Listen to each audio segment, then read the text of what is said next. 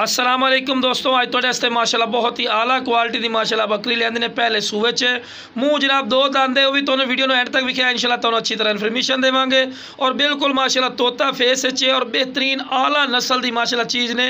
यो चीज़ है जी लाख रुपये की माशाल्लाह बनती है। और माशाल्लाह चेक कर लो, बिल्कुल तोता फेस ने और बिल्कुल बैठ में सिंग बहुत ज़बरदस्त और माशाल्लाह चंगी झालर नकौड़े ची ने माशाल्लाह। तो लो जनाब दुंदी पाठी ने कोई चौकी या छिग्गी नहीं जनाब, दंद पाट के विखा रहे हैं माशाल्लाह कि दुंदी पाठी ने।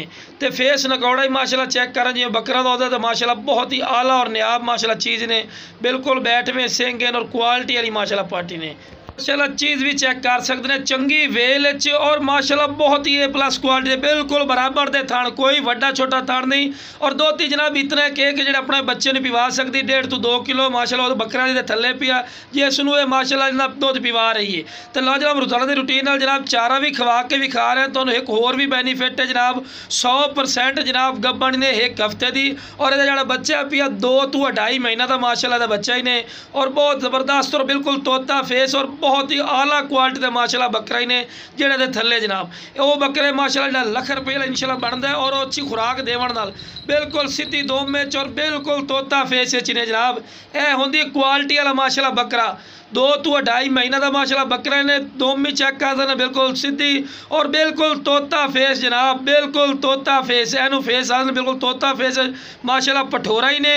और माशाल्लाह बकरी भी और बिरा शौक रखना तो नाल दा शौक रखो, दोगली चीज़ लमण का फायदा कोई नहीं जनाब।